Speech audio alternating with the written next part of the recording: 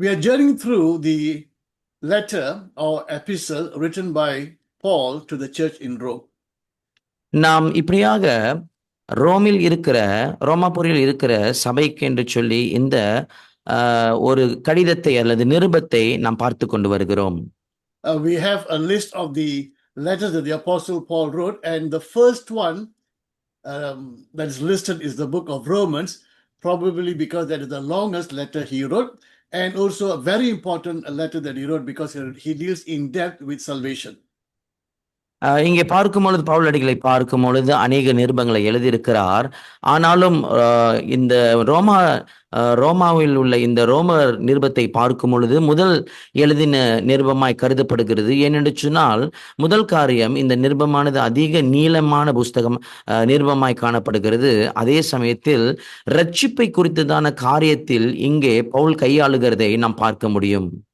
Now your notes that's entitled lesson 1.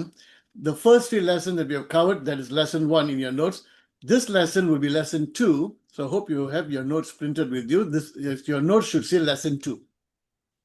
உங்கள் கையேடுகள் கையில் இருக்கும் என்று சொன்னால் உங்களுடைய அந்த கையேடுகளில் முதல் பாகம் என்று சொல்லப்பட்டிருக்கும் என்று சொன்னால் லெசன் 1 என்று.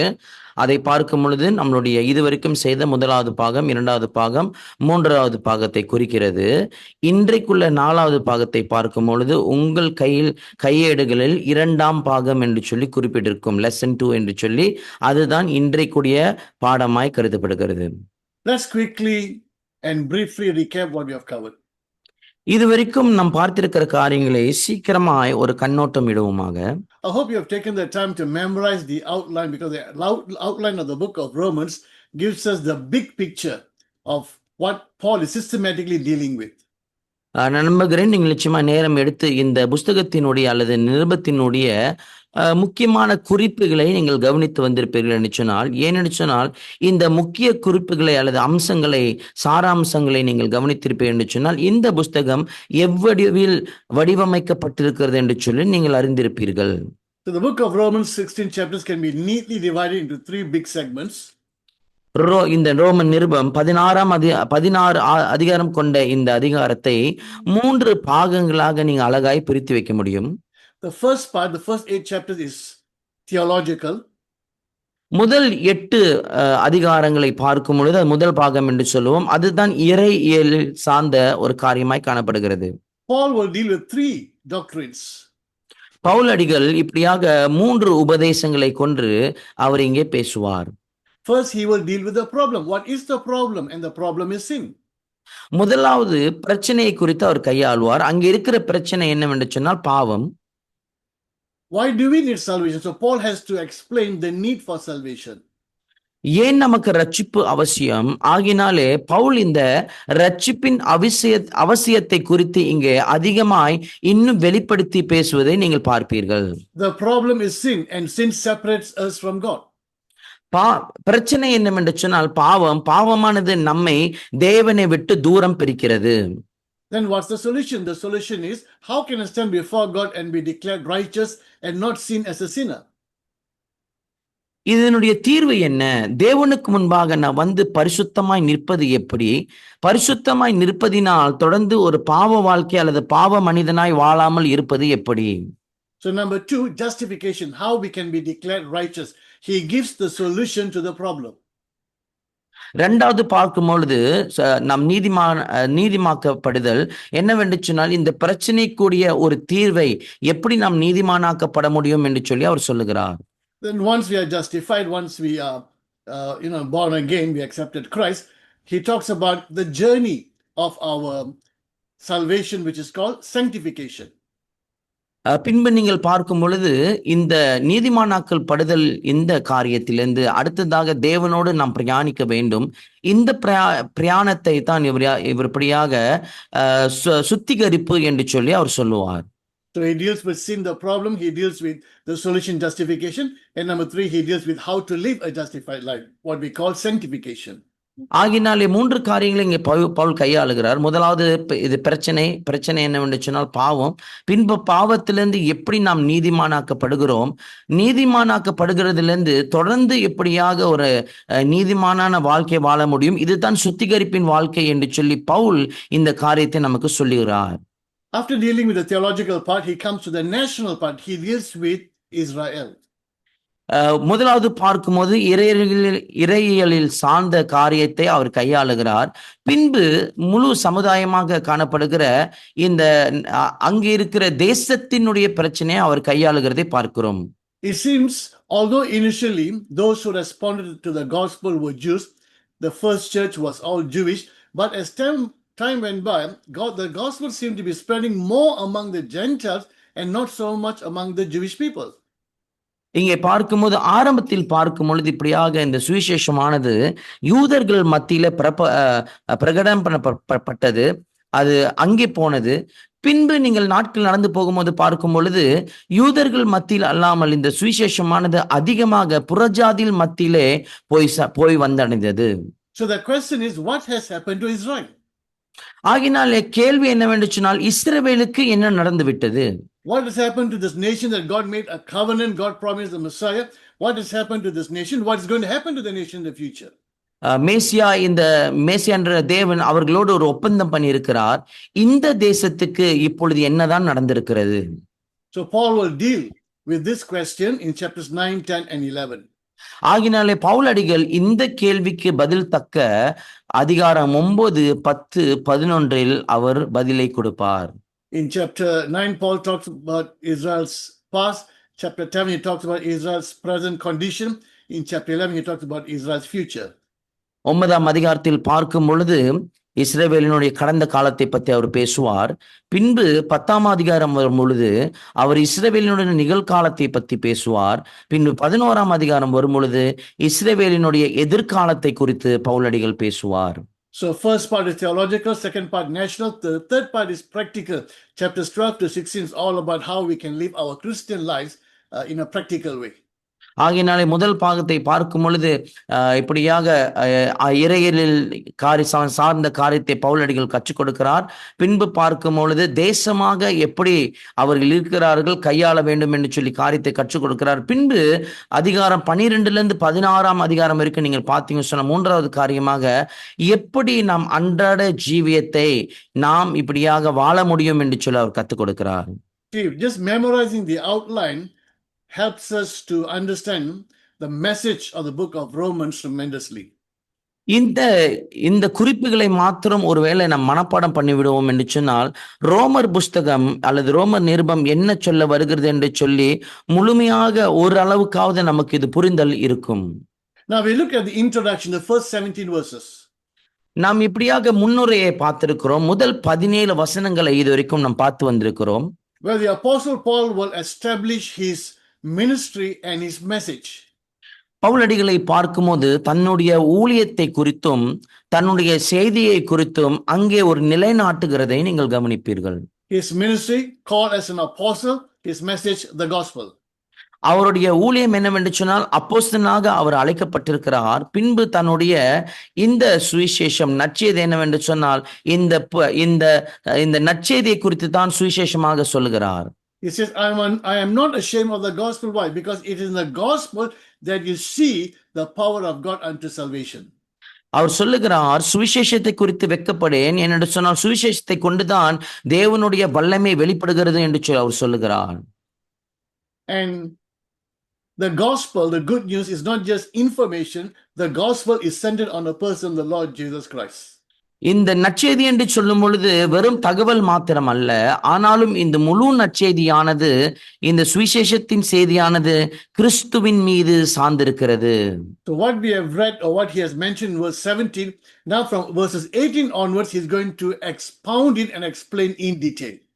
17வது வசனத்துல அவர் என்ன காரியத்தை குறிப்பிட்டு பேசுகிறாரோ இப்பொழுது 18ஆம் வசனம் தொடங்கி இந்த காரியத்தை இன்னும் வெளியரங்கமாக இன்னும் வெளிப்படுத்தி ஆழமாக பேச போகிறார்.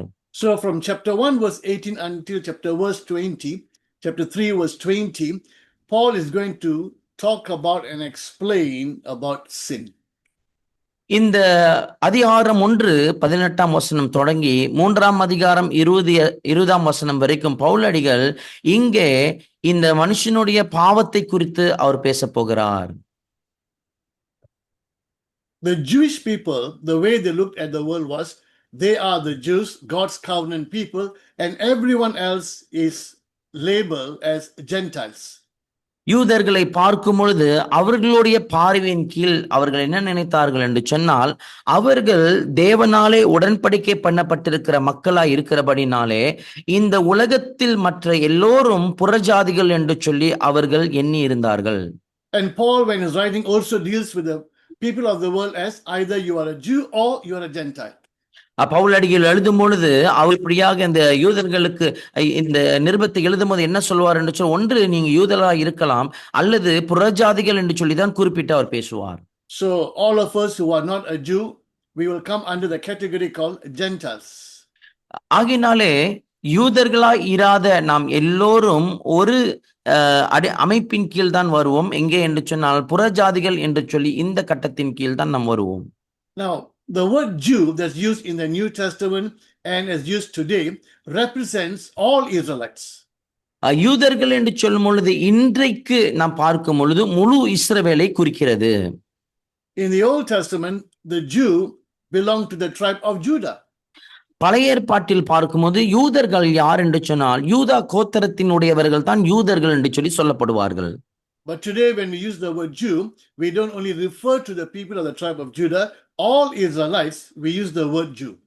ஆனாலும் இன்றைக்கு யூதர்கள் என்று சொல்லி நாம் பயன்படுத்தும் பொழுது வெறும் யூதா கோத்திரத்தினுடைய அங்கத்தினர்கள் இவர் தான் யூதர் என்று சொல்லி சொல்வதல்ல, இன்றைக்கு முழு இஸ்ரவேலையும் நாம் யூதர்கள் என்று சொல்லி சொல்லுகிறோம்.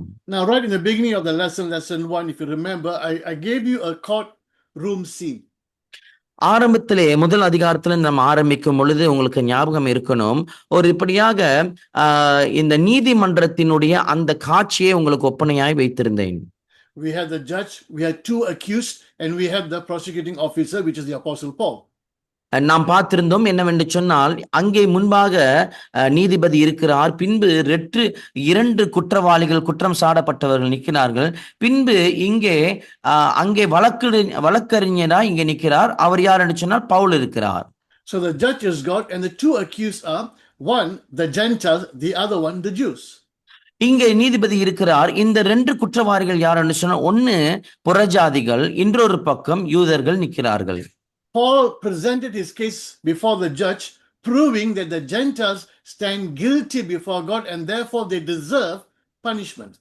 பவுலடிகளை பார்க்கும் பொழுது அவர் இங்கே வழக்கறிஞராக இருக்கிறபடினாலே தேவனுக்கு முன்பாக நின்று அவர் என்ன சொல்கிறார் என்று சொன்னால், இந்த புறஜாதிகள் அவர்கள் பாவம் தப்பு செய்தவர்கள் ஆகினாலே இவர்கள் நியாயம் தீர்க்கப்பட வேண்டியவர்கள் என்று சொல்லி அங்கே வாதாடுகிறார். And the punishment, the capital punishment is death. Physical death, spiritual death, eternal death. ஆகினால் நீங்கள் பார்க்கும் பொழுது இவங்களுடைய பிரதான தண்டனை என்னவென்று சொன்னால் 3 காரியங்கள். முதல் பார்க்கும் பொழுது சரீரபூர்வமான மரணம், ஆவியின் மரணம், ஜீவனத்தின் மரணம், நித்திய மரணம். Now, death is not annihilation. Death is not ceasing to exist. Death is separation. மரணம் என்று சொல்லும் பொழுது இயற்கை தங்குகிற காரியம் அல்ல, ஆனாலும் இந்த பிரிவிலே காணப்படுகிற அல்லது பிரிவிலிருந்து இருக்கிற ஒரு காரியம். Maybe you want to write this down and keep it in your mind. Death is separation. மரணம் என்று சொல்லும் போது ஒரு பிரித்தல். Write down, death is separation. எழுதிக் கொள்ளுங்கள், மரணம் என்று சொல்லும் பொழுது ஒரு பிரித்தல். Death is not annihilation. Death doesn't mean we don't exist anymore. மரணம் என்று சொல்லும் பொழுது இனி நான் இல்ல, முற்றிலுமா அழிந்து விட்டேன் என்று சொல்லி பொருள் அல்ல. When our soul or spirit separates the body, that is physical death. நம்முடைய ஆத்மாவும் ஆவியும் நம் சரீரத்தை விட்டு போடும், இந்த கூடை விட்டு போகும் பொழுது அது மரணம் என்று சொல்லி சொல்லப்படுகிறது. Okay, I'll give you time to write because this is important so we will know what death is. When your soul or spirit separates from your body, that is physical death. உங்களுடைய ஆவியும் ஆத்மாவும் உங்களுடைய சரீரத்தை விட்டு பிரிந்து போகும் பொழுது அது மரணம். நீங்க எழுதி கொள்ளுங்கள். We read in the book of James, as the body without the spirit is dead. யாக்கோபின் புஸ்தகத்தில் நாம் வாசிக்கிறோம், இப்படியாக ஆவி இல்லாத ஒரு சரீரம் மரணம் என்று சொல்லி நாம் So, சொல்லப்படுகிறோம். physical death is the separation of the body and the soul. ஆகினாலே இந்த சரீரபூர்வமான மரணம் எதை குறிப்பிடுகிறது என்று சொன்னால், நம்முடைய ஆவியும் நம்முடைய ஆன்மாவும் இந்த சரீரத்தை விட்டு போகிறது. Number 2, spiritual death is separated from God. இரண்டாவது காரியத்தை பார்க்கும்போது, ஆவிக்குரிய மரணம் என்று சொல்லும் போது தேவனை விட்டு நாம் பிரித்தெடுக்கப்படுகிறோம். Spiritual death is separation from God. ஆவிக்குரிய மரணம் என்று சொல்லும் பொழுது தேவனை விட்டு பிரித்தெடுத்தல். For example, we read in Ephesians that we were dead in our sins. நீங்க எபேசியர் புஸ்தகத்தில் உதாரணத்துக்கு வாசிக்கலாம், நாம் பாவத்தில் மரித்திருந்தோம் என்று சொல்லி வசனம் சொல்லும். Physically alive, but spiritually dead. நாம் சரீரபூர்வமாக உயிரோடு இருக்கிறோம், ஆனாலும் ஆவிக்குரிய ரீதியில் நாம் செத்து போயிருக்கிறோம். So, separated from God is spiritual death. ஆகினாலே தேவனை விட்டு நாம் தூரம் தள்ளி இருப்பது ஆவிக்குரிய மரணத்தை குறிக்கிறது. Number 3, if we die without ever accepting God, without ever accepting Jesus, then we will experience eternal death. That means eternally separated from God in hell. மூன்றாவது காரியத்தை பார்க்கும் பொழுது, தேவனை அறியாமல் நாம் மரித்து போவோம் என்று சொன்னால், அங்கே நித்தியமான மரணம் என்று சொல்லி குறிப்பிடுகிறது. என்னவென்று சொன்னால், தேவனை விட்டு முற்றிலுமாய் நித்தியமாய் பிரிக்கப்படுகிறோம். Okay. Now, so Paul will present his case before God to prove that the Gentile world is guilty and deserving punishment. பவுலடிகளை பார்க்கும்போது தேவனுக்கு முன்பாக இந்த விசாரணை கொண்டு வரும் பொழுது அவர் என்ன சொல்கிறார் என்று சொன்னால், இந்த புறஜாதிகள் இவர்கள் தேவனுக்கு முன்பாக குற்றவாளியாய் நிற்கிறார்கள், குற்றம் சாடப்பட்டவரால் நிற்கிறார்கள், ஆகினால் இவர்களுக்கு நித்திய மரணம் தான் தண்டனையாக வேண்டும் என்று சொல்லி. Now, how does he do that? ஆனாலும் இதை எப்படி செய்கிறார்? He is going to prove that under 2 laws. இதை எப்படி காண்பிக்க போறார் என்று சொன்னால், 2 பிரமாணங்களை கொண்டு அவர் காண்பிக்கிறார். In chapter 1, he talks about the law of creation. According to the law of creation, the Gentile world stands guilty for not worshipping the one true God. முதலாவதை பார்க்கும் பொழுது இந்த சிஸ்டிப்பின் பிரமாணத்தை கொண்டு வருகிறார். என்னவென்று சொன்னால், இந்த சிஸ்டிப்பின் பிரமாணத்தின் கீழ் புறஜாதிகள் அனைவரும் தேவனுக்கு முன்பாக குற்றவாளியாக இருக்கிறார்கள், ஆகினாலே இவர்கள் நியாயம் தீர்க்கப்பட வேண்டும் என்று சொல்லி சொல்லுகிறார். Then in chapter 2, he talks about the law of conscience. இரண்டாவது பார்க்கும் பொழுது மனசாட்சியினுடைய பிரமாணத்தின் கீழ் என்று சொல்லி அவர் பேசுகிறார். So the law of creation is outside, the law of conscience is inside.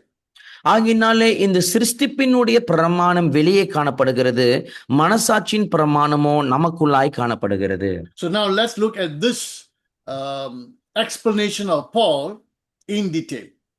இப்பொழுது பவுல் கொடுக்கிற இந்த விவரத்தை இன்னும் விவரித்து நாம் கவனிப்போமாக. Let's go to verses 18 and let's read until verse 20. வாருங்கள், ரோமர் 1ஆம் அதிகாரம் 18ஆம் வசனம் தொடங்கி 20ஆம் வசனம் வரை நாம் வாசிக்க கேட்போமாக.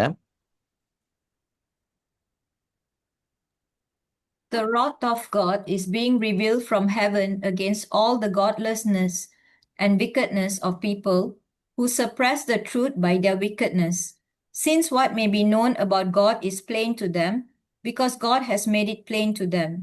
For since the creation of the world, God's invisible qualities, his eternal power and divine nature have been clearly seen, being understood from what has been made, so that people are without excuse. சத்தியத்தை அநியாயத்தினாலே அடக்கி வைக்கிற மனுஷருடைய எல்லாவித அவபக்திக்கும் அநியாயத்துக்கும் விரோதமாய் தேவ கோபம் வானத்திலிருந்து வெளிப்படுத்தப்பட்டிருக்கிறது. தேவனை குறித்து அறியப்படுவது அவர்களுக்குள்ளே வெளிப்பட்டிருக்கிறது. தேவனை அதை அவர்களுக்கு வெளிப்படுத்தியிருக்கிறார். எப்படி என்றால், காணப்படாதவர்களாகிய அவருடைய நித்திய வல்லமை, தேவத்துவம் என்பவைகள் உண்டாக்கப்பட்டிருக்கிறவைகளினாலே உலகம் உண்டானது முதற்கொண்டு தெளிவாய் காணப்படும். ஆததால் அவர்கள் போக்கு சொல்ல இடமில்லை. Here the Apostle Paul will say that God has revealed to all mankind that there is a God. இங்கே பவுல் சொல்லுகிறார் என்னவென்று சொன்னால், தேவன் மனுக்குல முழுவதற்கும் எல்லா மனுஷனுக்கும் ஒரு தேவன் இருக்கிறார் என்று சொல்லி வெளிப்படுத்தியிருக்கிறார் என்று சொல்லி பவுல் சொல்லுகிறார். So the knowledge of the one true God has been revealed through creation. ஆகினாலே இந்த ஒரே உண்மையான கடவுளை குறித்ததான இந்த புத்தியானது சிருஷ்டிப்பின் மூலியமாக அது மனுஷனுக்கு வெளிப்படுத்தப்பட்டிருக்கிறது என்று சொல்லி சொல்லுகிறார். But God is angry with the Gentile world because though they knew, when they looked at creation, though they knew there was a creator, they chose to suppress the truth because they want to live in wickedness. ஆனாலும் இந்த புறஜாதிகள் மீது தேவன் கோபம் கொண்டிருக்கிறார். ஏன் என்று சொன்னால், அவர்கள் இந்த சிருஷ்டிப்பை பார்க்கும் பொழுது சிருஷ்டிப்புக்கு மேல நிச்சயமா சிருஷ்டிகர்த்தர் ஒருத்தர் இருக்க வேண்டும் என்று சொல்லி அறிந்திருந்தும் அந்த சிருஷ்டிகரை தேடாமல் போனபடினாலே தேவன் அவர் மீது கோபமாயிருக்கிறார். In other words, creation points to a creator. நாம் இன்னொரு வார்த்தையில் சொல்ல வேண்டும் என்று சொன்னால், சிருஷ்டிப்பானது சிருஷ்டிகர்த்தரை காண்பிக்கிறது. Creation points to the power behind creation, that is God, the creator. சிருஷ்டிப்பானது இப்படியாக சிருஷ்டிப்பின் பின்னால் இருக்கிற ஒரு வல்லமை, அந்த வல்லமையை காண்பிக்கிறது. அந்த வல்லமை யார் என்று சொன்னால் அவர் தான் தேவன், சிருஷ்டிகர்த்தராய் இருக்கிறார். Now, we call it the cosmological argument, cosmos meaning universe. The cosmological argument says that everything that exists must have a cause, and the universe began, therefore there must be a cause for the universe, and the cause for the universe is God, the creator. நாம் இதை என்ன சொல்லுவோம் என்று சொன்னால், ஒரு காரணத்தின் உடைய வாதம் என்று சொல்லி நாம் சொல்லுவோம். என்னவென்று சொன்னால், இந்த காரியம் இயங்குவதற்கு அல்லது இருப்பதற்கு ஒரு காரணம் இருக்கிறது.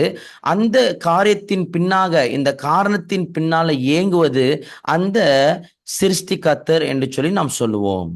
But what they have done is, though the knowledge has been revealed, they chose to reject that knowledge. இந்த புத்தியானது அல்லது ஞானமானது வெளிப்பட்டு இருந்தாலும் அவர்கள் என்ன தேர்வு செய்தார்கள் என்று சொன்னால், இந்த ஞானத்தை அவர் புறக்கணித்து விட்டார்கள். Now let's read verse 20 again. மீண்டுமா இந்த 20ஆம் வசனத்தை நாம் வாசிப்போம். For since the creation of the world, God's invisible qualities, his eternal power and divine nature have been clearly seen, being understood from what has been made, so that people are without excuse. எப்படி என்றால், காணப்படாதவைகளாகிய அவருடைய நித்திய வல்லமை, தேவத்துவம் என்பவைகள் உண்டாக்கப்பட்டிருக்கிறவைகளினாலே உலகம் உண்டானதற்கு முதற்கொண்டு தெளிவாய் காணப்படும். ஆதலால் அவர்கள் போக்கு சொல்ல இடமில்லை. The invisible God is revealed by the visible universe. காணப்படாத தேவன் காணப்படுகிற இந்த பிரபஞ்சத்தின் மூலமாக வெளிப்படுகிறார். Therefore, man has got no excuse for believing in the one true God. ஆகினாலே மனுஷனுக்கு எந்த ஒரு சாக்கு போக்கவும் சொல்ல அல்லது இந்த ஒரே உண்மையான கடவுளை அறியாமல் போக எந்த சாக்கு போக்குக்கும் இடமில்லை. So God will not accept anyone saying that, oh, I don't have enough evidence that you exist. God will not accept that kind of excuse. For God, universe itself is enough evidence that God exists. அதாவது ஒரு மனுஷன் தேவனிடத்தில் நீர் இருக்கிறீர் என்று சொல்லி எந்த ஒரு சாத்தியமான காரியமும் நான் காணவில்லை என்று சொல்லி எந்த ஒரு சாக்கு போக்கும் சொல்ல முடியாது. ஏனென்று சொன்னால் இந்த பிரபஞ்சமே, இந்த பூமியே தேவனுக்கு முன்பாக ஒரு சிருஷ்டிகர்த்தர் இருக்கிறார் என்று சொல்லி அது காண்பிக்கிறது.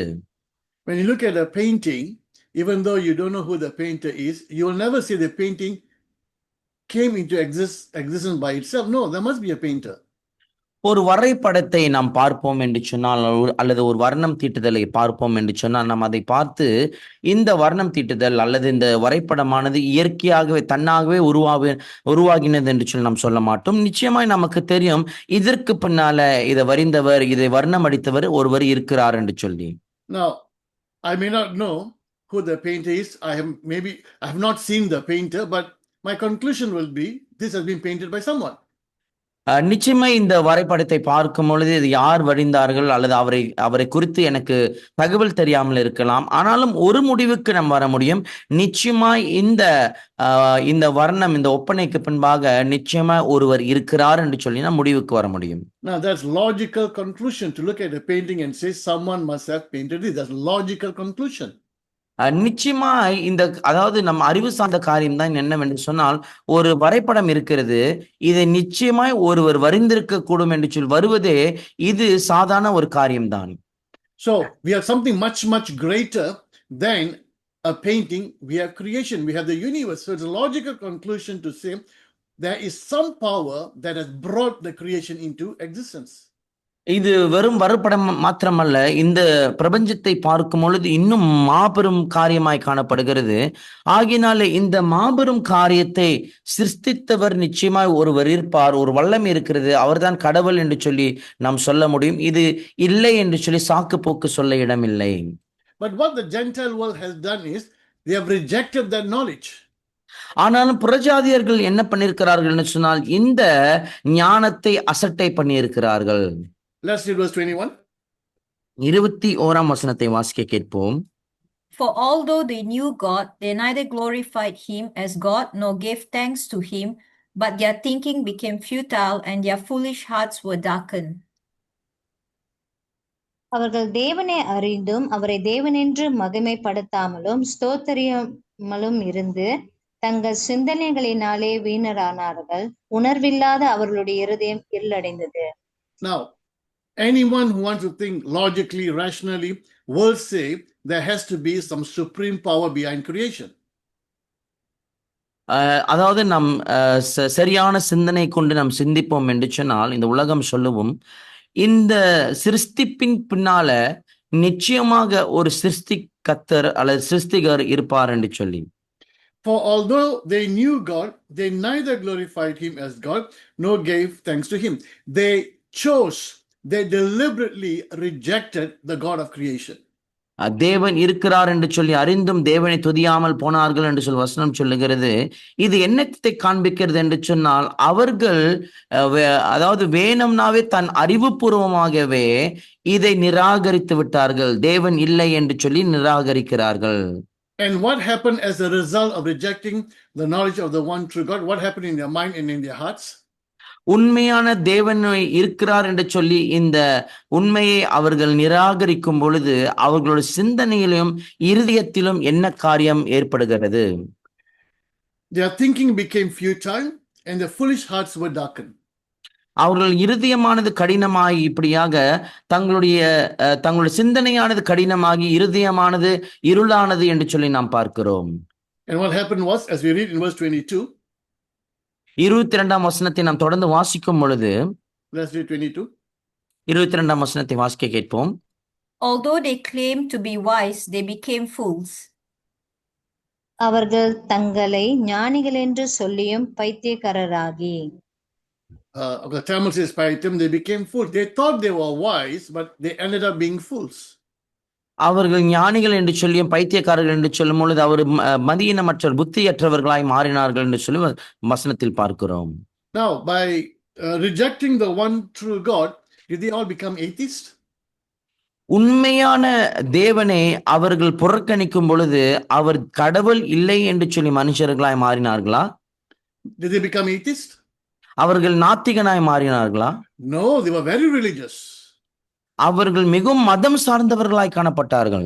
What did they do? Let's read verse 23. என்ன செய்தார்கள்? 23ஆம் வசனத்தை வாசிப்போம். And exchanged the glory of the immortal God for images made to look like a mortal human being and birds and animals and reptiles. அழிவில்லாத தேவனுடைய மகிமையை அழிவுள்ள மனுஷர்கள், பறவைகள், மிருகங்கள், ஊரும் பிராணிகள் ஆகிய இவைகளுடைய ரூபங்களுக்கு ஒப்பாக மாற்றினார்கள். They did not say there is no God. Instead, they started worshipping creation and things that they have created. தேவன் இல்லை என்று சொல்லி அவர்கள் சொல்லவில்லை. ஆனாலும் சிருஷ்டிப்பை கொண்டு வந்து அவர்கள் உருவாக்கி அவர்கள் தான் உருவாக்கினார்கள் என்று சொல்லி நினைத்து வணங்க ஆரம்பித்தார்கள். Now they began to worship creation and began to worship what they have created, idols. சிருஷ்டிப்பை அவர்கள் வணங்கினார்கள். பின்பு அவர்கள் உண்டாக்கின இந்த விக்கிரகங்களை அவர்கள் கடவுள் என்று சொல்லி எண்ணினார்கள். They didn't say there's no God. They created their own gods and they had their own religions they fell into idolatry. கடவுள் இல்லை என்று சொல்லி அவர்கள் சொல்லவில்லை. ஆனாலும் அவர்கள் சொந்தமாகவே சொந்த கடவுள்களை ஏற்படுத்தி உருவாக்கி பின்பு இந்த விக்கிரக ஆராதனைக்குள் அவர்கள் கடந்து போனார்கள். So whatever their imaginations allowed, they began to create all kinds of gods. அவங்களுடைய சிந்தனையில் என்ன காரியமெல்லாம் ஏற்பட்டதோ அப்படிப்பட்ட தெய்வங்களை எல்லாம் அவர்கள் வடிவமைத்தார்கள். That's why God will warn his people, the Israelites in the Old Testament. Let's turn to Deuteronomy chapter 15. உபாகமம் 15வது அதிகாரத்தை எடுத்துக்கொள்வோம். இங்கே தேவன் தம்முடைய ஜனங்களுக்கு இப்படியாக கட்டளை விதிக்கிறதை, எச்சரிக்கையை விதிக்கிறதை நீங்கள் பார்ப்பீர்கள். Deuteronomy chapter 4, let's read verses 15 to 19. உபாகமம் 4வது அதிகாரம் வசனம் 15 தொடங்கி 19 வரை நாம் கவனிப்போம். Okay, read slowly because I'll stop you. Deuteronomy 4, 15 to 19. Now, mark this passage, important passage. இந்த வசன பகுதியை நீங்கள் குறிப்பிட்டு வைத்து அல்லது வர்ணம் தீட்டி வைத்துக் கொள்ளுங்கள். ஏனென்று சொன்னால் இது முக்கியமான ஒரு பகுதி. Because you can bring it to explain, to understand even more what we are reading in Romans 1. ரோமர் 1ஆம் அதிகாரத்தில் படிக்கிற காரியத்தை நீங்க அங்கிருந்து கொண்டு வரும் பொழுது இன்னும் தெளிவாக நாம் கொண்டு வந்து இதை புரிந்து கொள்ள முடியும், பேச முடியும். You saw no form of any kind the day the Lord spoke to you at Horeb out of the fire. Yeah, God will tell the people through Moses, when God spoke to them from Horeb, Horeb is another name for Mount Sinai, you saw no form, you saw no shape. ஆண்டவர் மோசேயினிடத்தில் பேசுகிறார். நீங்கள் ஹோரேபிலே, அதாவது Horeb என்று சொல்லும் பொழுது சீனாய் மலைக்கு இன்னொரு பேர். ஹோரேபிலே நீங்கள் தேவன் பேசின பொழுது நீங்கள் பார்த்தபோது எந்த உருவமும் இல்லை என்று சொல்லி அவர் சொல்லுவார். Okay. Now let's read in the Tamil first and then we will read it in the English. I think that way I can stop. Let's read in the Tamil first, 15 to 19. தமிழ்ல வாசிப்போம். கர்த்தர் ஒரேபிலே அக்கினி நடுவிலிருந்து உங்களோடு பேசின நாளில் நீங்கள் ஒரு ரூபத்தையும் காணவில்லை. ஆகையால் நீங்கள் உங்களை கெடுத்து கொண்டு ஆண் உருவம் பெண் உருவமும் பூமியில் இருக்கிற யாதொரு மிருகத்தின் உருவமும் ஆகாயத்து பட்சிக்கிற செட்டையிலுள்ள யாதொரு பட்சியின் உருவமும் பூமியிலுள்ள யாதொரு ஊரும் பிராணியின் உருவமும் பூமியின் கீழ் தண்ணீருள்ள யாதொரு மச்சத்தின் உருவமாய் இருக்கிற இவைகளில் யாதொரு உருவத்துக்கு ஒப்பான விக்கிரகத்தை உங்களுக்கு உண்டாக்காத படிக்கும். உங்கள் கண்களை வானத்திற்கு ஏறெடுத்து உங்கள் தேவனாகிய கர்த்தர் வானத்தின் கீழெங்கும் இருக்கிற எல்லா ஜனங்களுக்கும் ஏற்படுத்தின வானத்தின் சர்வ சேனையாகிய சந்திர சூரிய நட்சத்திரங்களை நோக்கி அவைகளை தொழுது சேவிக்க இணங்காத படிக்கும். உங்கள் ஆத்துமாக்களை குறித்து மிகவும் எச்சரிக்கையா இருங்கள். Let's in English. You saw no form of any kind the day the Lord spoke to you at Horeb out of the fire. Therefore, watch yourself very carefully, so that you do not become corrupt and So that you do not become corrupt. What happened in Romans chapter 1? They became fools. They corrupted themselves. God wants his people, don't do it. ரோமர் 1ஆம் அதிகாரத்தில் நாம் பார்க்கும் பொழுது இந்த ஜனங்கள் இப்படியாக புத்தியற்றவர்களாக இவர்கள் தீட்டுப்பட்டவர்களாய் மாறியிருக்கிறார்கள். இதை குறித்து தான் தேவன் முன்பாக உபாகம புஸ்தகத்தில் அவர்களுக்கு எச்சரிக்கை தொடுப்பார். So don't corrupt yourself and make for yourselves, continue reading. And make for yourselves an idol, an image of any shape, whether don't make an idol or image in any shape. எந்த ஒரு விக்கிரத்தையும் அல்லது எந்த ஒரு சாயலையும் எந்த ஒரு காரியத்தையும் நீங்க உருவாக்க வேண்டாம். You cannot represent God by your own imagination, by your drawing or making an idol. You cannot represent the Almighty God by something your hands have made. அதாவது சர்வ வல்லமை உள்ள தேவனை இப்படியாக சுய கரத்தினாலே ஒரு உருவத்தை வரைந்தோ அல்லது வடிவமைத்து கொண்டு வருவதை கடவுள் என்று சொல்லி நாம் கொண்டு வரவே முடியாது. So God makes a very clear warning here to his people, the Israelites. Don't make an idol or an image in any shape. ஆண்டவர் இஸ்ரவேல் மக்கள் விசேஷமாக அவருடைய மக்களுக்கு எச்சரிக்கை ஆரம்பத்தில் தொடுக்கிறார். என்னவென்று சொன்னால் எந்த ஒரு உருவத்திலும் நீங்கள் எந்த ஒரு சாயலிலும் எந்த ஒரு கடவுளையும் உருவாக்க வேண்டாம் என்று சொல்லி. Today people say, oh, we are not worshipping the idol. It's just symbolic. It's just representative. God will say, don't even make.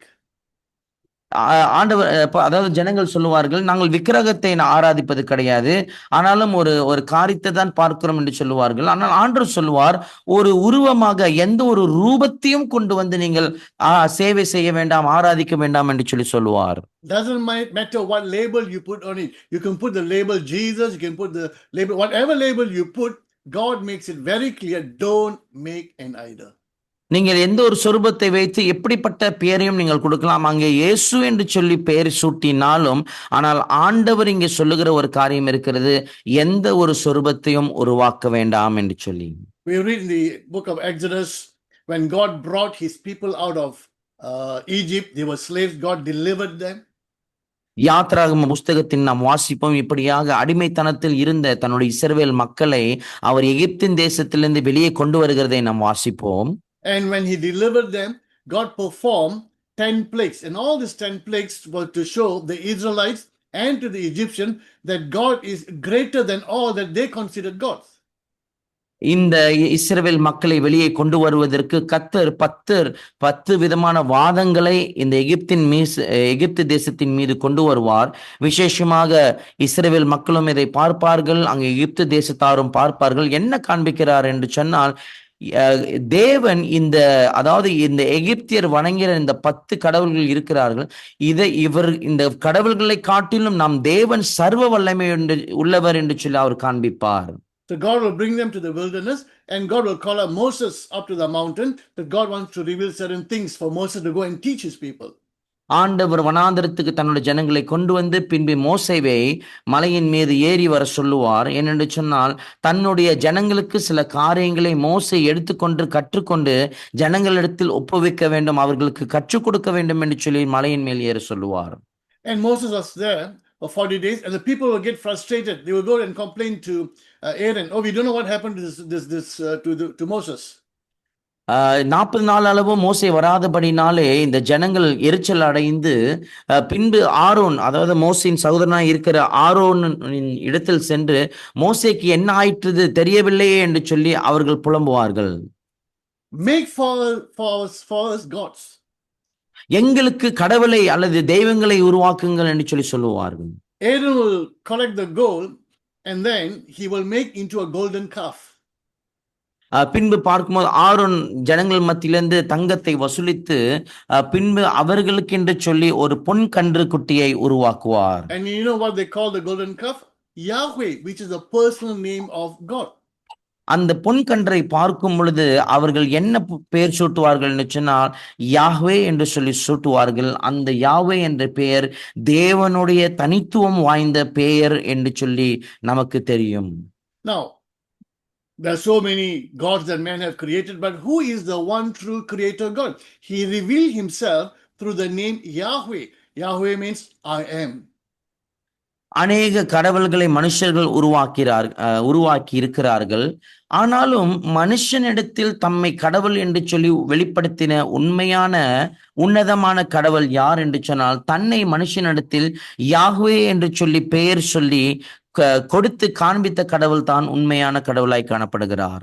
Putting the name Yahweh on the golden calf doesn't mean God's suddenly going to accept that worship. Idolatry is idolatry no matter what label you put on it. அதாவது இந்த பொன் கன்றுக்குட்டியின் மீது இப்படியாக யாஹ்வே என்று சொல்லி பெயரை சூட்டினாலும் தேவன் அதை ஏற்றுக்கொள்ள மாட்டார். ஏனென்று சொன்னால், அது ஒரு சொரூபம், அது ஒரு விக்கிரக ஆராதனை ஆகினாலே அது அருவருப்பாய் தேவனுக்கு காணப்படும்.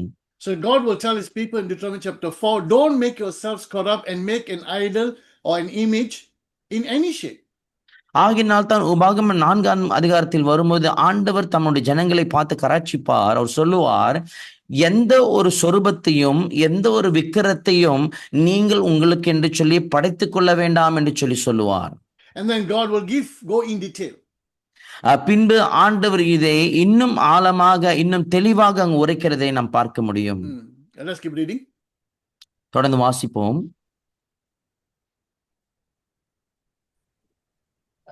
Or like any animals on earth, or any bird, Sorry again.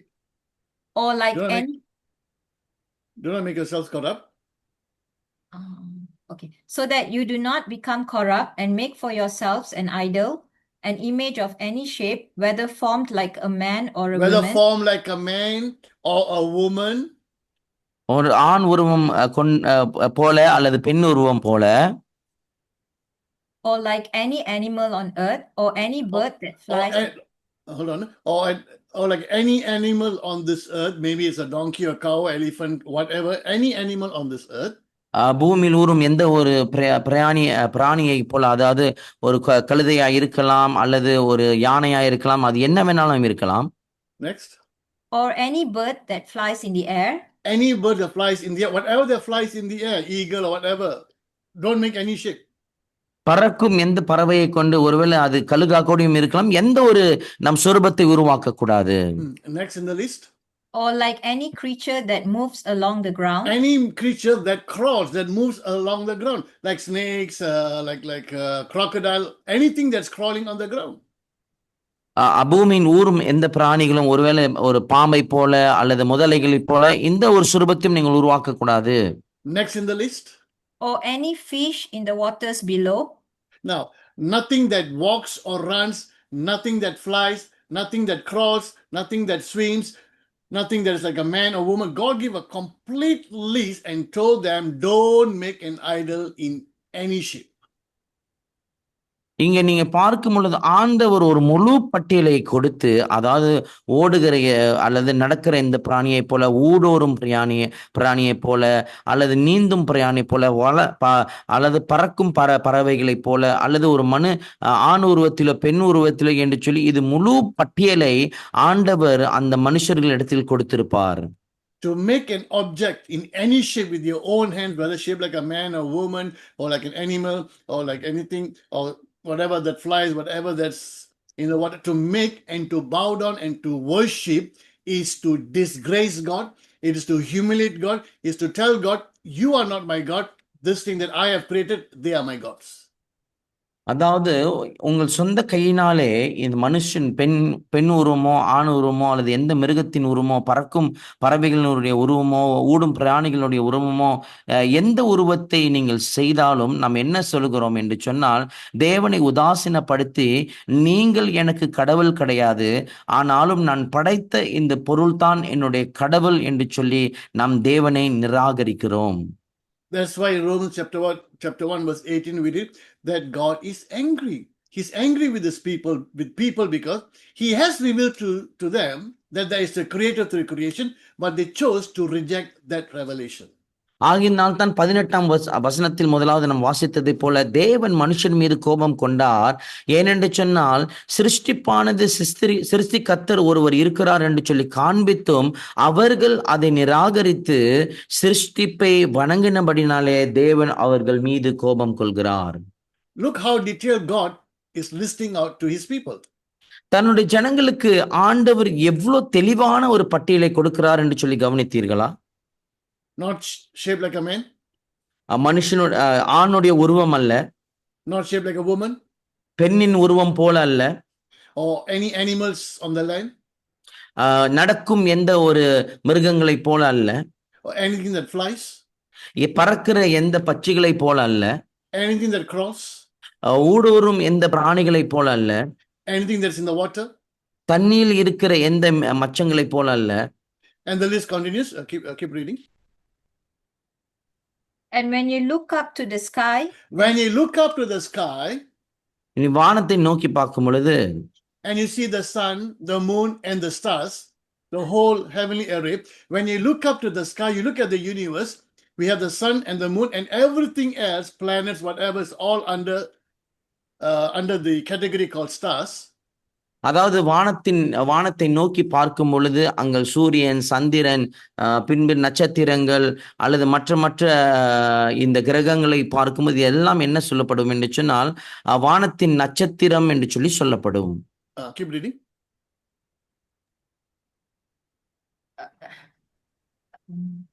And when you look up to the sky and see the sun, the moon, and the stars, all the heavenly array, do not be enticed into bowing down to them and worshipping things the Lord your God has apportioned to all the nations under heaven. The sun and the moon and the star helps us to create a calendar. இந்த சூரியன் சந்திரன் இந்த இந்த இந்த காரியங்களை பார்க்கும் பொழுது நமக்கு இப்படியாக நாள் காட்டிகளை உருவாக்க உதவி செய்கிறது. helps us to calculate time. நேரத்தை நாம் கணக்கு செய்யும்படியாக அது நமக்கு உதவுகிறது.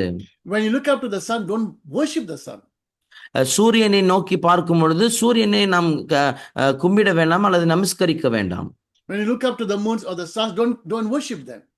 நம்ம சூரியனோ அல்லது சந்திரனை பார்க்கும் பொழுது அல்லது நட்சத்திரங்களை பார்க்கும் போது அதுக்கு நாம் தொழுக வேண்டாம்.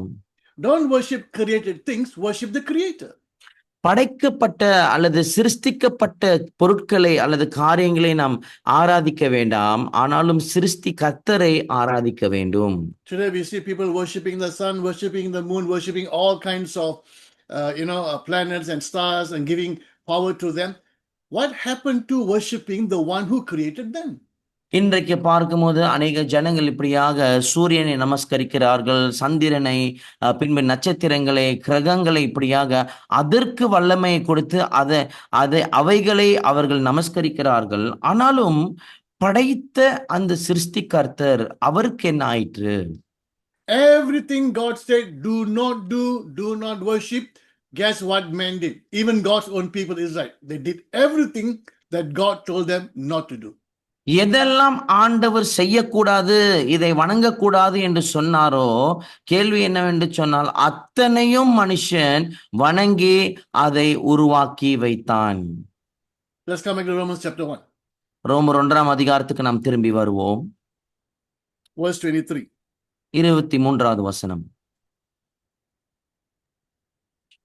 And exchanged the glory of the immortal God for images made to look like a mortal human being and birds and animals and reptiles. அழிவில்லாத தேவனுடைய மகிமையை அழிவுள்ள மனுஷர்கள், பறவைகள், மிருகங்கள், ஊரும் பிராணிகள் ஆகிய இவைகளுடைய ரூபங்களுக்கு ஒப்பாக மாற்றினார்கள். Now what did God do as a result of rejecting him? ஆண்டவர் இப்படியாக மனுஷர்கள் தேவனை புறக்கணித்தபடினாலே என்ன நேர்ந்தது அவர்களுக்கு? They rejected not the belief in God or gods, but the belief in the one true God. அவர்கள் என்னத்தை நிராகரித்தார்கள் என்று சொன்னால், அதாவது தேவன் இருக்கிறார் என்று சொல்லி காரியத்தை அவர்கள் நிராகரிக்கவில்லை, ஆனாலும் உண்மையான கடவுளை, உண்மையான தேவனை தான் அவர்கள் நிராகரித்து விட்டார்கள். That's why when you want to take the message of the gospel and you want to tell people there is a solution to salvation and that is Jesus Christ, he's God who became man, people think, why your religion? ஆகினால் தான் ஒரு மனுஷனிடத்தில் நாம் போயிட்டு இந்த நற்செய்தியை சுமந்து கொண்டு இயேசு கிறிஸ்து மனுஷனாக வந்தார் என்று சொல்லி நாம் சொல்லும் பொழுது அவர் கடவுளாக இருக்கிறார் என்று சொன்னால் அவர்கள் அதனால் தான் கேள்வி கேட்பார்கள், என்ன மதத்தை நீங்கள் பிரச்சாரம் பண்ணுகிறீர்கள் என்று சொல்லி. Why your religion?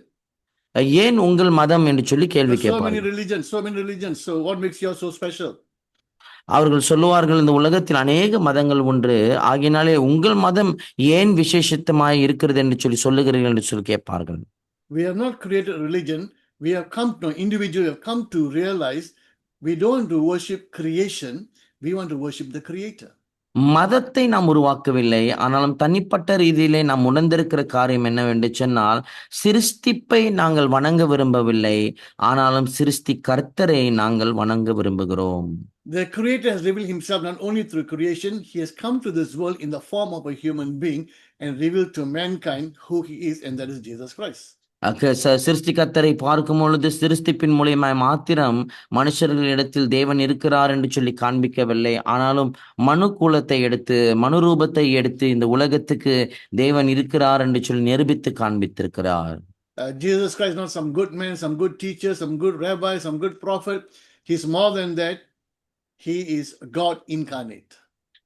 நீங்கள் பார்க்கும்போது இயேசு கிறிஸ்துவை பார்க்கும் பொழுது ஒரு நல்ல மனிதன் அல்லது ஒரு நல்ல தீர்க்கதரிசி, நல்ல ஒரு போதகர் என்று சொல்லி இப்படிப்பட்ட காரியங்கள் மாத்திரம் அல்ல, அவர் அதற்கு மேலாக நல்ல ஒரு தேவனாக இருக்கிறார். மனு உருவத்தை எடுத்து வந்த தேவனாக இருக்கிறார். He went to the cross to pay for the sins of mankind. சிலுவைக்கு போனது காரணம் என்னவென்று சொன்னால் மனுஷ குலத்தினுடைய பாவத்தை ஏற்று தீர்க்கும்படியாகத்தான் சிலுவைக்கு சென்றார். So for us who have understood this and have accepted him, we want to share this news to others so they too can come and worship the one true God. இதை உணர்ந்து புரிந்து கொண்ட நாம் இந்த நற்செய்தியை சுமந்து மற்றவர்களிடத்தில் நாம் ஏன் சொல்லுகிறோம் என்று சொன்னால், அவர்களும் இந்த நற்செய்தியை அறிந்து இந்த உண்மையான கடவுள் இடத்தில் வந்து சேர வேண்டும் என்று சொல்லித்தான் நாம் இதை செய்கிறோம். Now, what happened as a result, the consequences of rejecting this knowledge of God? இந்த தேவனை பற்றியதான அறிவை மனுஷர்கள் புறக்கணித்த போது என்ன நடந்தது?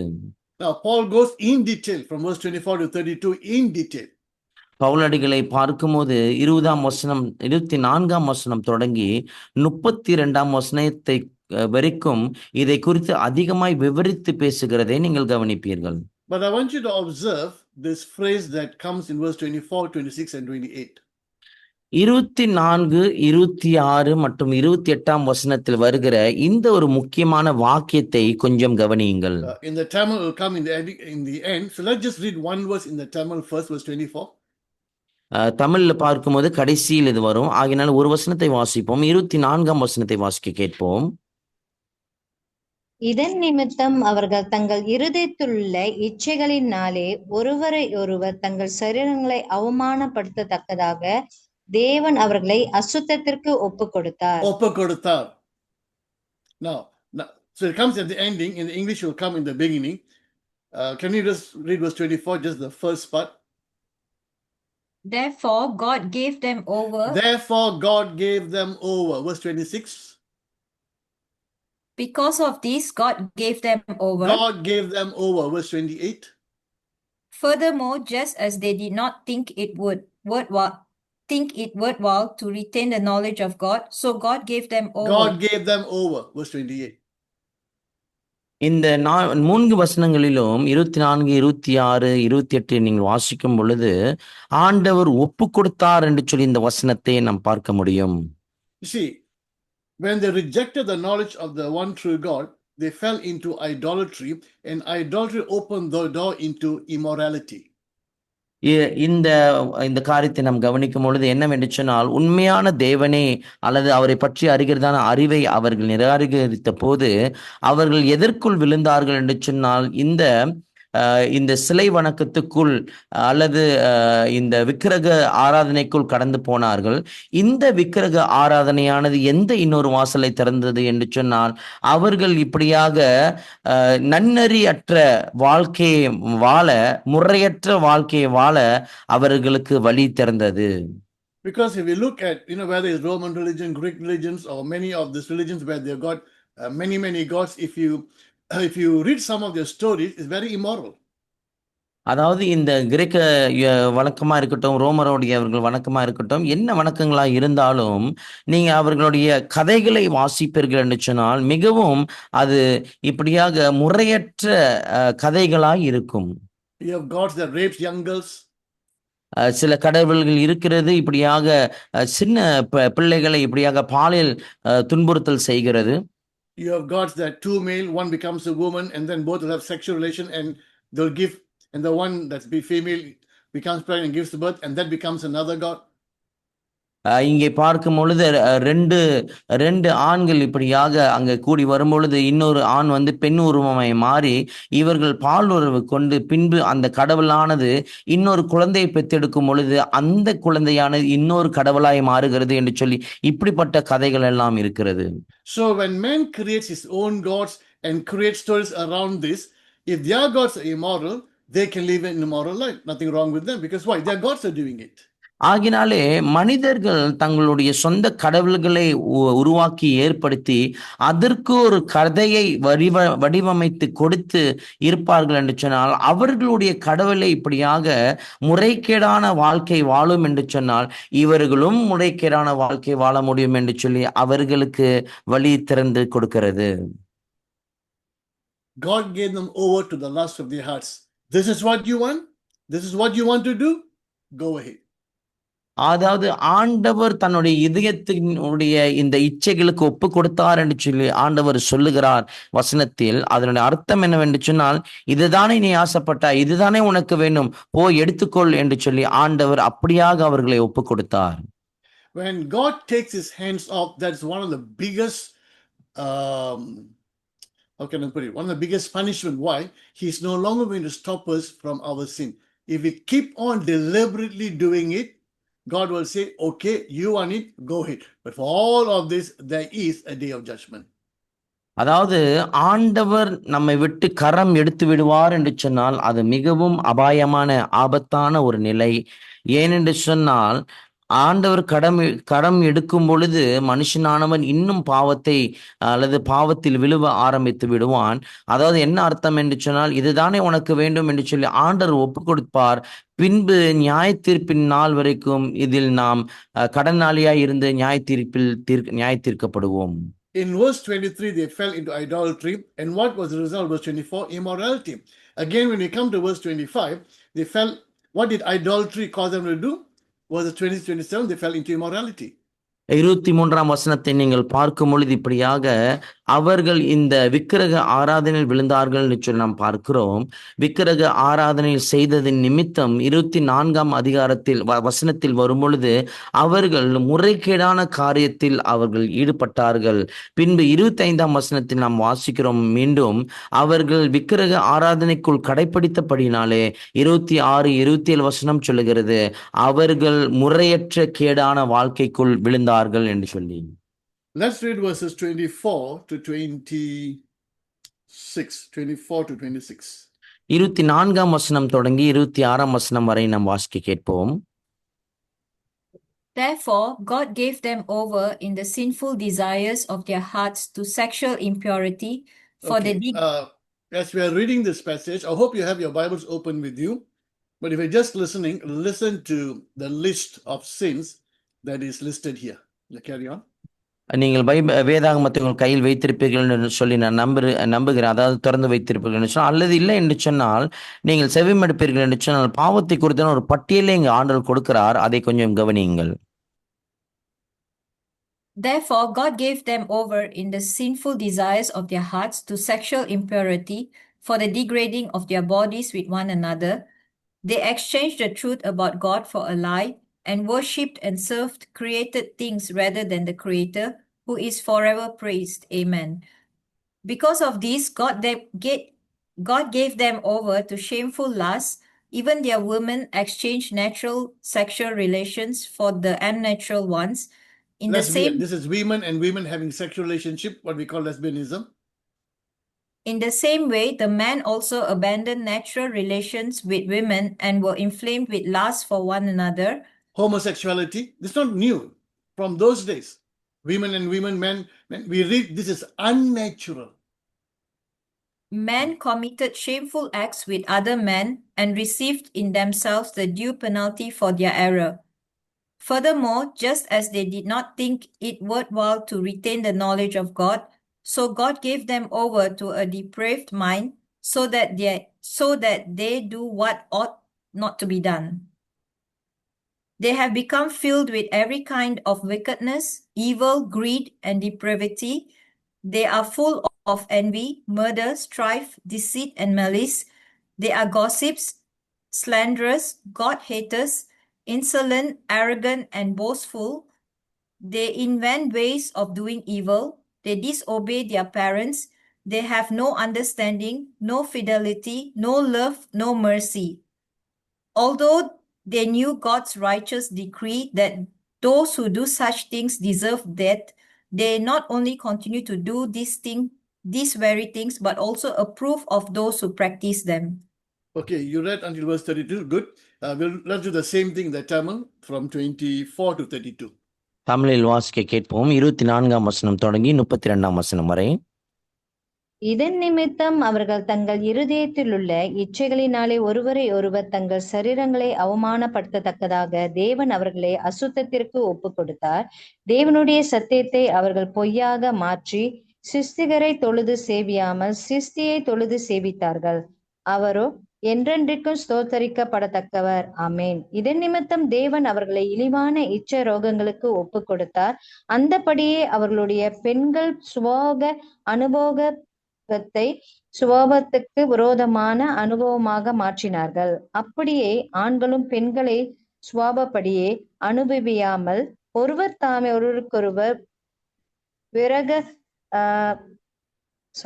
விரக பதத்தினாலே பொங்கி ஆணோடு ஆண் அவலட்சணமானதை நடப்பித்து தங்கள் தப்பிதத்திற்கு தகுதியான பலனை தங்களுக்கு அடைந்தார்கள். தேவனை அறியும் அறிவை பற்றி கொண்டிருக்க அவர்களுக்கு மனதில்லாதிருந்தபடியால் தகாதவைகளை செய்யும்படி தேவன் அவர்களை கேடான சிந்தைக்கு ஒப்பு கொடுத்தார்.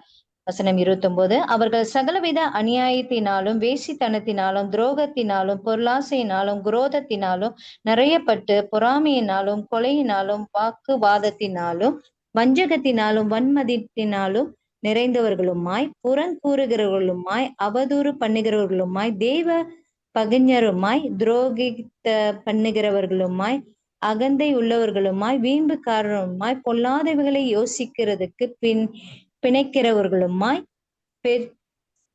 பெற்றிருக்க கீழ்ப்படியாதவர்களுமாய் உணர்வில்லாதவர்களுமாய் உடன்படிக்கைகளை மீறுதவர்களுமாய் சுவாப அன்பில்லாதவர்களுமாய் இணங்காதவர்களுமாய் இரக்கமில்லாதவர்களுமாய் இருக்கிறார்கள். இப்படிப்பட்டவைகளை செய்கிறவர்கள் மரணத்திற்கு பாத்திரராய் இருக்கிறார்கள் என்று தேவன் தீர்மானித்த நீதியான தீர்ப்பை அவர்கள் அறிந்திருந்தும் அவைகளை தாங்களே செய்கிறதும் அல்லாமல் அவைகளை செய்கிற மற்றவர்களிடத்தில் பிரியப்படுகிறவர்களுமாய் இருக்கிறார்கள்.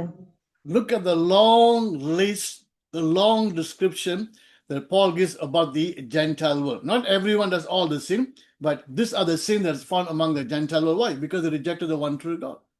பாருங்கள், இங்கே பவுலடிகளை பார்க்கும் பொழுது விசேஷமாக இந்த புறஜாதிகள் மத்தியில் காணப்படுகிற இந்த பாவ பட்டியலை, இவ்வளவு நீளமான ஒரு பட்டியலை கொடுத்திருக்கிறார். எல்லோரும் இந்த பாவத்தில் ஈடுபட வைத்தாலும் அநேகர் இந்த பாவத்தில் ஈடுபட்டு வந்தார்கள். ஏன் இப்படி நடந்தது என்று சொன்னால், அந்த உண்மையான தேவனை அவர்கள் புறக்கணித்து தள்ளினபடியினாலே. How embarrassing, how it is a greater sin when Christians who know all of this do the same thing. எவ்வளவு அவமானமும் அவலட்சணமுமாய் இருக்கிறது. விசேஷமாக எல்லாம் அறிந்த கிறிஸ்தவர்கள் இந்த காரியத்தில் போய் ஈடுபடுவார்கள் என்று சொன்னான். Christians are to be an example for them. But if Christians do the same thing, not only we are not an example, they will find this as a reason, as an excuse to speak against God. இன்றைக்கு பார்க்கும் பொழுது கிறிஸ்தவர்கள் இப்படி செய்வார்கள் என்று சொன்னால், அதாவது தேவனுக்கு புறம்பாய் செய்கிற காரியம் மாத்திரமல்ல, எவ்வளவு அவமானமான காரியம் மாத்திரமல்ல, இந்த காரியத்தை கொண்டு காரணமாக வைத்து புறஜாதியா இருக்கிற மக்கள், தேவனை அறியாத மக்கள் தேவனை உதாசீனப்படுத்துவார்கள், தேவனை அவமானப்படுத்துவார்கள். They look at the lifestyle of some Christians and say, look at Christians, they call themselves a Christian. Why should I become a Christian? I don't accept Jesus. But that's a silly statement to make, because we are not talking about Christian. We're not asking you to believe in a Christian. We are talking about Christ who created you. அதாவது ஒரு சில கிறிஸ்தவர்களுடைய வாழ்க்கையின் காரியங்களை பார்த்து அவர்கள் இப்படியாக உதாசீனப்படுத்தி ஏன் நம் கிறிஸ்தவராய் மாற வேண்டும் என்று சொல்லி அவர்கள் கேள்வி கேட்பார்கள். ஆனாலும் கேள்வி என்னவென்று சொன்னால், கிறிஸ்தவர்களை பார்த்து அல்ல, இது கிறிஸ்துவை பார்த்து ஒரு மனுஷன் மாற வேண்டும். But sadly many people see Christ through Christians. ஆனாலும் துக்கமான காரியம் என்னவென்று சொன்னால், கிறிஸ்துவை அநேகர்கள் கிறிஸ்துவர்களை கொண்டுதான் கிறிஸ்துவை பார்க்கிறார்கள். Let me explain that. People are to see Christ through Christian, but when Christians do not live their life as a Christian, what are they presenting? இதனுடைய அர்த்தம் என்னவென்று சொன்னால், ஒரு கிறிஸ்தவன் கிறிஸ்தவனாய் வாழாமல் அல்லது தன்னுடைய ஜீவனை ஒரு கிறிஸ்தவனை போல் வாழாமல் இருப்பார்கள் என்று சொன்னால் அவர்கள் எதை பிரதிபலிக்கிறார்கள்? When people look at Christians who don't live like Christians and say, oh, I don't accept Christ, number one, it's the fault of the Christian. Number two, it's the fault of the person. Why are you rejecting Christ who created you and died for your sins because of some people who claim to be Christians or who are not living up to the Christian standards? அதாவது ஒரு கிறிஸ்தவ மனுஷனை பார்த்து இன்னொருத்தவன் ரட்சிக்கப்படாதவன் எனக்கு கிறிஸ்து வேண்டாம், கிறிஸ்தவர்கள் இப்படி இருக்கார்கள் என்று சொல்லும் பொழுது 2 காரியம் நடைபெறுகிறது. ஒன்று அது கிறிஸ்தவர்களுடைய தவறாய் எண்ணப்படுகிறது. ஏனென்று சொன்னால் அவர்கள் கிறிஸ்துவுக்கு உடைய கற்பனைக்கு ஏற்றபடி வாழாதபடினால். 2வது காரியத்தை பார்க்கும்போது நிராகரித்தவனுடைய தவறாய் எண்ணப்படும். ஏனென்று சொன்னால் மனுஷனை பார்த்து கிறிஸ்துவை நிராகரித்திருக்கிறார்கள். ஆனாலும் இந்த சிருஷ்டிப்பை பார்த்து, சிருஷ்டிப்பை படைத்த சிருஷ்டி கர்த்தரை கவனித்திருக்க வேண்டும், கிறிஸ்துவை கவனித்திருக்க வேண்டும். ஆனாலும் கிறிஸ்துவை கவனிக்காமல் நிராகரித்தபடினாலே அந்த குற்றம் அந்த மனுஷன் மேலேயே சாரும்.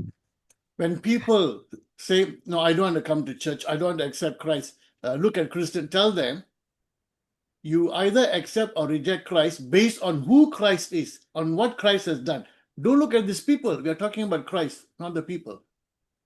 அதாவது என்ன சொல்ல வருகிறோம் என்று சொன்னால், ஒரு மனுஷன் அதாவது உங்களிடத்தில் வரும்பொழுது ஒரு கிறிஸ்தவனை பார்த்து இவங்களோட வாழ்க்கை தரத்தை பார்த்து எனக்கு இந்த கிறிஸ்து வேண்டாம் என்று சொல்லி அவர்கள் சொல்லுவார்கள் என்று சொன்னால், நீங்கள் அவர்களை பார்த்து சொல்லலாம், நீங்க மனுஷனை பார்க்க வேண்டாம், கிறிஸ்துவை பார்த்து அதை நிர்ணயித்து கிறிஸ்து வேண்டுமா வேண்டாமா என்று சொல்லி நீங்கள் முடிவு பண்ணுங்கள். மனுஷனை பார்த்து முடிவு பண்ண வேண்டாம். அந்த சிருஷ்டிகர்த்தர் கிறிஸ்துவை பார்த்து நீங்க முடிவு பண்ணுங்கள், அவர் வேணுமா வேணாமா என்று சொல்லி. Okay, now I'm not going to go through this, but 7 words that I've taken from the NIV describing what sexual immorality is, so you can read on your own. இந்த பாவத்தின் செயல் அல்லது இச்சையின் செயல் என்று சொல்லும் பொழுது 7 காரியமானது இங்கே வார்த்தையாக எடுக்கப்பட்டிருக்கிறது. நீங்கள் வாசிக்கும் பொழுது நீங்கள் உங்கள் சொந்த வார்த்தைகளை நீங்கள் போட்டு இதை வைத்துக் கொள்ளலாம். So we will stop this lesson here. God bless you. Hope you have learned some things, and we'll see you in the next lesson. இந்த பாடத்தை இதோட நம்ம இங்கே நிப்பாட்டி விடுவோம். ஆகையினால அடுத்த பாடத்தில் மீண்டுமாய் உங்களை சந்திக்கிறோம். கர்த்தர் உங்களை ஆசீர்வதிப்பாராக.